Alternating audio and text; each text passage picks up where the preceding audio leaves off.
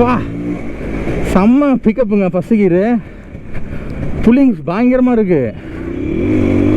Wow.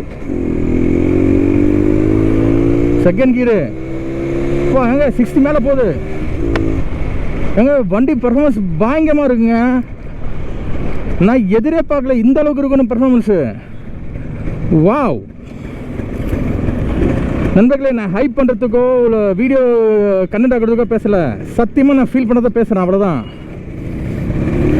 நான் என்ன first video சொல்லிப்பேன், ஞாபகம் இருக்கா உங்களுக்கு? இந்த எக்ஸ்ஐடியில் 3 கியர் வண்டி பெர்ஃபார்மன்ஸ் இருக்காதுன்னு யாருங்க சொன்னா? செகண்ட் கியர் எப்படி போகுது பாருங்க.